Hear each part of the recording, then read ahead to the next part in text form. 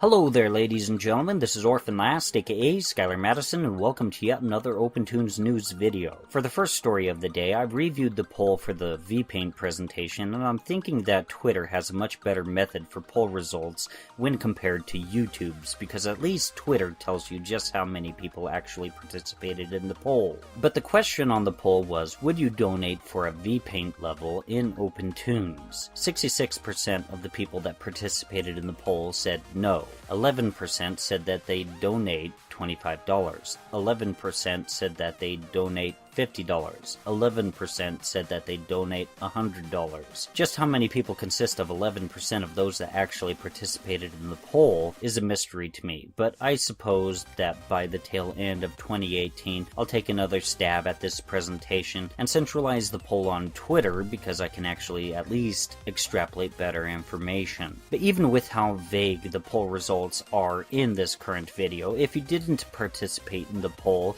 you wouldn't have donated anyways.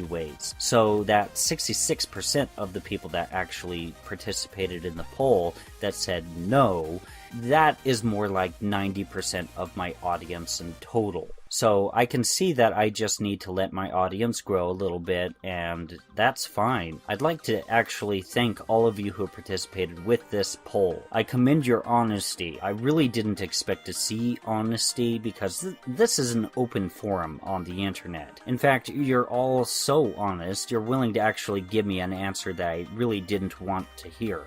And that's fine. I'm not sitting here in denial or shock. I accept the poll results. So thank you for that. I still haven't given up on a Vpaint level, but I just need to basically allow myself to dig deeper roots in order to pursue this any further. But this isn't the end of the world, really, because there are a number of different workarounds, different sorts of features that we can implement into Opentoonz that can basically compensate for the fact that we don't have a Vpaint level in Opentoonz. The one thing that can't be replaced that a Vpaint level would provide would basically be solid vector fills. So a Vpaint level is essential to get into Opentoonz at least at some point in time, but unfortunately that time is not right now. If you'd like to take a look at the poll results, they're in my last Opentoonz news video. A link to it will be supplied in the video description below. Recently, Morevna released an article about me and the Krita-like assistant tool, which got fully funded. And they also officially announced that the next version of Opentoonz Morevna will be coming out in a matter of days. There haven't been any specifics, such as a specific release date or what new features or bug fixes can be expected for this particular release. But it's nice to know that another sound release of Opentoonz is going to be released, and the Krita-like assistant tool just got fully funded. A link to this article will be supplied in the video description below, which brings me to my next point. My Krita-like assistant tool bounty has now just gotten fully funded. During the last $50 stretch towards getting fully funded, Trim donated $20, Agnyy955 donated $10, and Ziggy7570 donated $20. And I'd like to take this moment to give a proper thank you for your support for this idea and being able to let it become a reality. All that money that's been donated is going directly towards the developer, Black Warthog. He's currently working on bringing this feature into existence into Opentoonz, and the expected finish date is estimated at being in December 14th, 2017. A link to this finished bounty will be supplied in the video description below. Turtletooth has been hard at work with changing up the xsheet toolbar and making it into a command bar where you can actually customize and place just about anything you want into the xsheet toolbar. I actually provided him with artwork for some of the icons for the command bar, which was fun to do. Hopefully he implemented them. But anyways, this particular GitHub article is about various ideas on how it can be improved, either by Turtletooth or by some other developer that might be willing to take on the project. Ultimately, it's unfair to expect a developer to work on something for free. So if there isn't a bounty for this, there really should be. And if you'd like to read this article, feel free to do so. A link will be supplied in the video description below. Again, this isn't the article that announces this feature for the very first time, because this feature already has been released into a version of OTX, and may actually find its way into the next version of Opentoonz Morevna 1.1.3.1. This article is just about different things people have noticed about the toolbar after having used it, and thoughts on how some issues can be resolved. Now, if you go onto the official Opentoonz download webpage and scroll down to the point where you can actually click on some download links for Opentoonz, all that's available are download links for Windows and Mac OS X. And I'm not the only one that feels as though this isn't fair for the community that matters the most, and that would be the Linux community. And I say that Linux is the most important distribution because Linux, by nature, is open source. And seeing as Opentoonz is open source, the Linux community is further developing Opentoonz, and yet there isn't even a Linux download option on the official GitHub Opentoonz download page. I don't know why this is the case. It doesn't make any sense to me. If there isn't going to be a download link here, then there needs to be some sort of effort put into place to put Opentoonz into every GNU Linux distribution repository. So here on GitHub, they're mentioning this problem, and if you'd like to check it out, feel free to take a look at the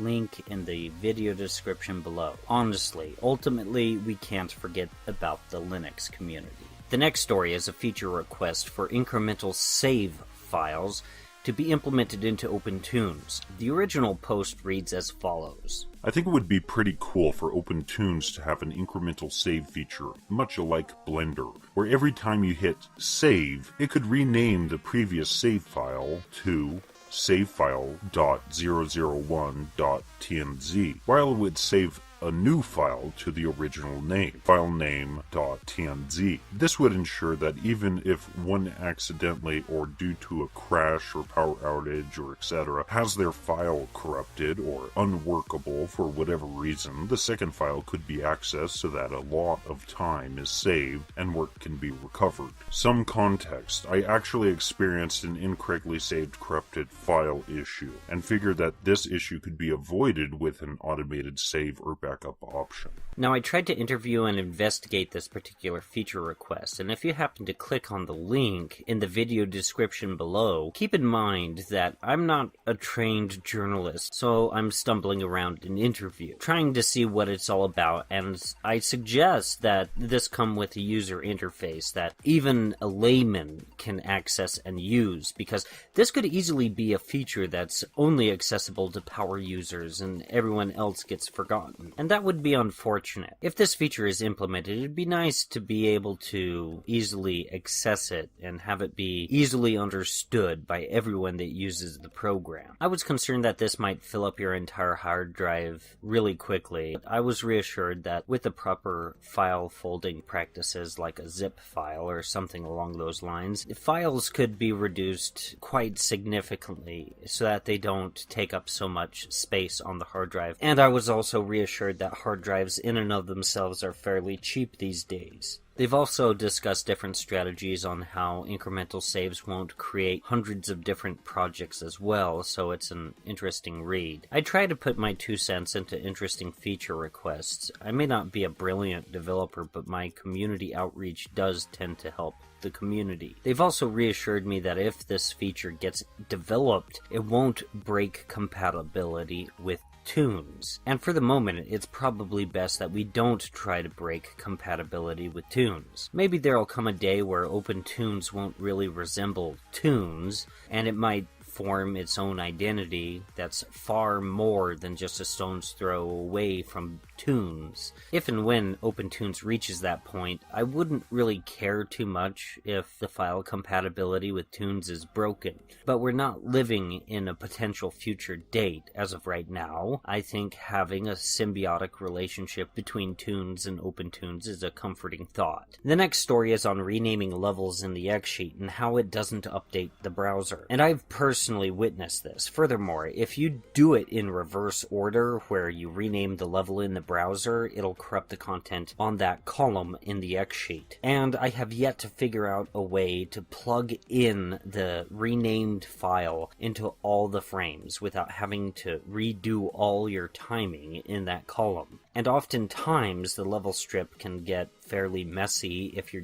doing things with traditional animation work. So trying to do that winds up becoming a disorganized mess. And although efforts have been made to where you can select frames on the xsheet and you can renumber the level strip to what's displayed on the xsheet, it still feels as though it messes with everything. Some of the frames that you've drawn wind up only existing in the level strip, and it's a hassle. I know I'm talking a little bit all over the map here, but it'd be nice to be able to rename levels in the xsheet and have that renamed file carry over to renaming the file inside of the browser, and the same vice versa, so that it doesn't corrupt the xsheet. The person lists a good number of computers that this issue winds up being a problem for, and this article lists this issue as a bug. I don't think this is a bug, and I don't think this is a problem with the hardware configuration. I just think that this portion of Opentoonz hasn't even been considered in the coding of the program. If you'd like to check this issue out, a link to it is supplied in the video description below. As for the next story, Agnyy has a vector brush pack for Opentoonz. A download link for them is supplied in the article. I'd like to hope that this will be automatically included in the next version of Morevna and in the next official GitHub release as well. It'd be unfortunate if you had to magically remember this particular issue on GitHub in order to get more vector brushes every time you buy a new computer and install Opentoonz. The more brushes, the better. If you'd like to check this article out and possibly get some more vector brushes, feel free to check it out in the video description below. For the next story, I'm going to discuss a feature that I'd like to see in Opentoonz after I finish my animated presentation for collapsible windows in Opentoonz. I'll go about creating that bounty, and then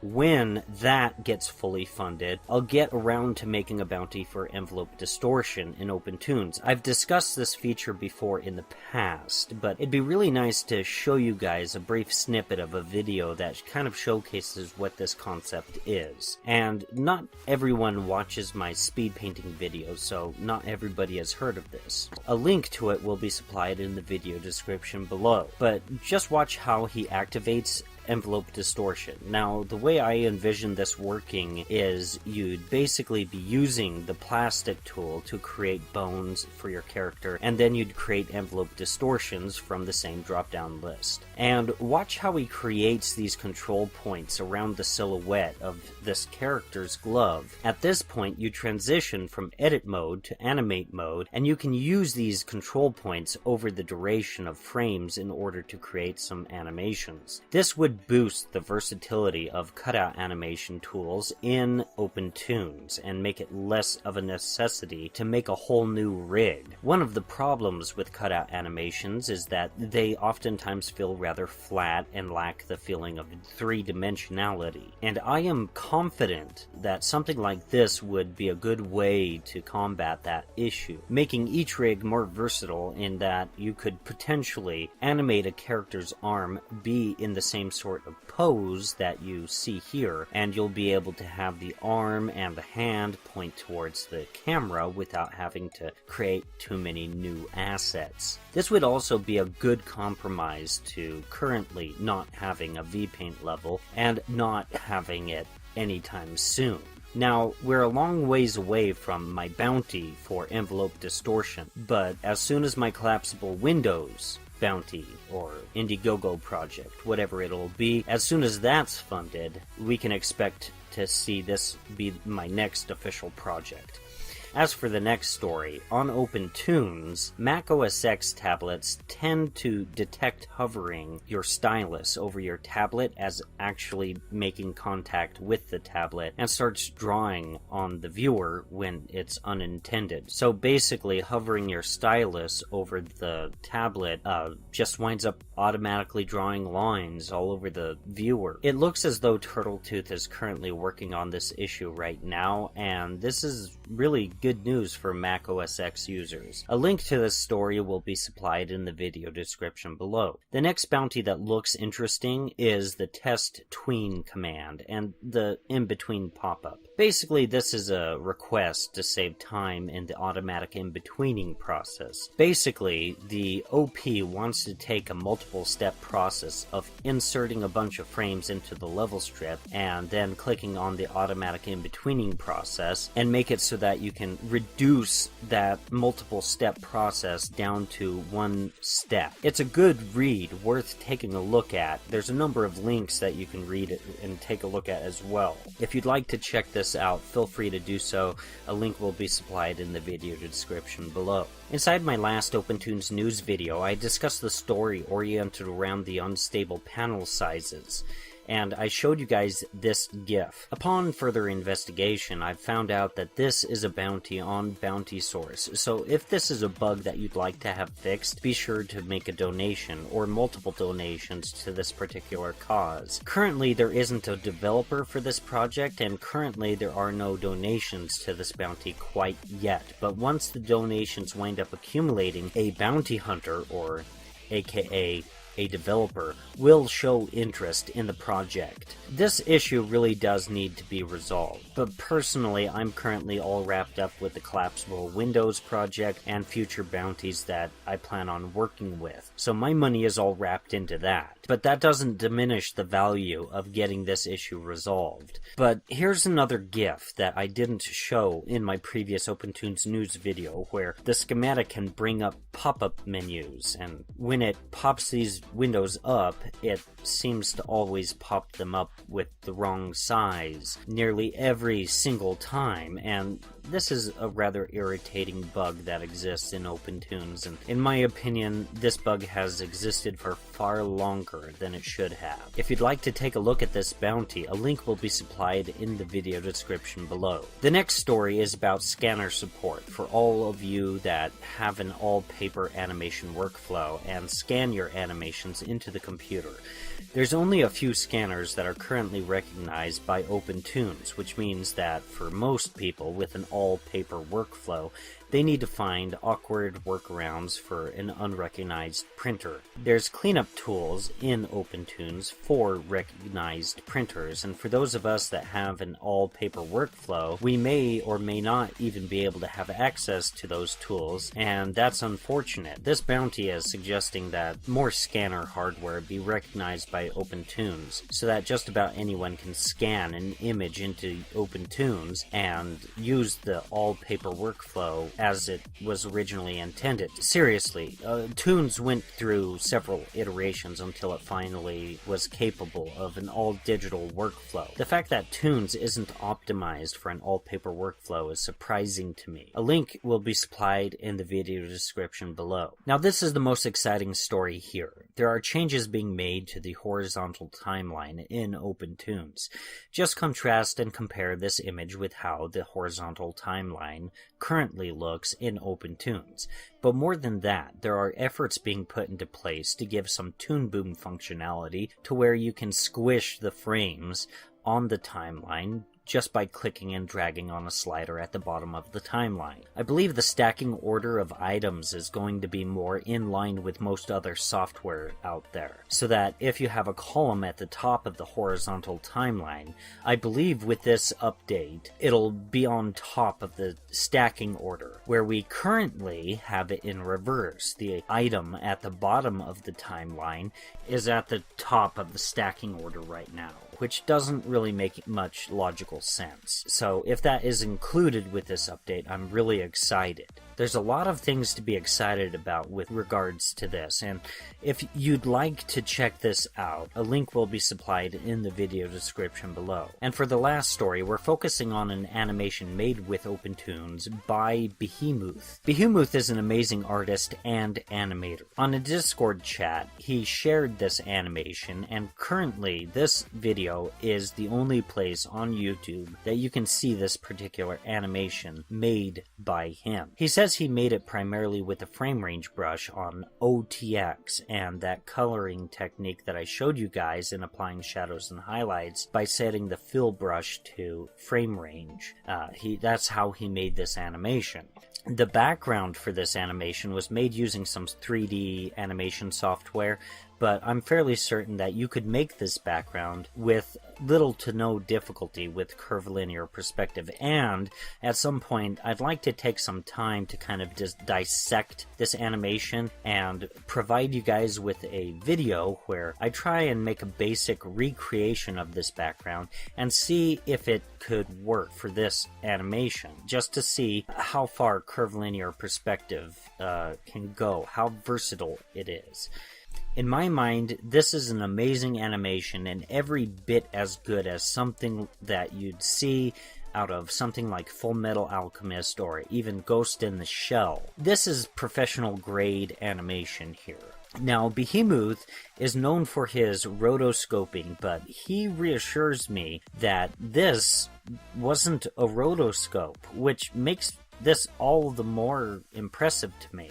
If you're interested in Beeheemooth, a link to his YouTube channel will be supplied in the video description below. He does not offer tutorials, but he does tend to record himself working in Opentoonz, and people can see his workflow to some extent and try to gather what they can from what they see on the screen. He can write in English, but he can't speak English, so tutorials aren't really an option for him. It's always a pleasure interacting with him and seeing the various things that he makes. This was made with Opentoonz, ladies and gentlemen. This is the sort of quality Opentoonz can output. Of course, you know that if you've seen Princess Mononoke, Spirited Away, Balto, and etc. But to see this from someone who claims they learned animation and Opentoonz from Mr. Dan Insane and I'm just blown away, honestly. And that concludes it for this video, ladies and gentlemen. If you guys enjoyed it, please like, share, and subscribe. And if you didn't like it, please like, share, and subscribe anyways. If you'd like to take a look at any of my other videos, feel free to take a look at the ones that are appearing on the screen right now. And you guys, take care.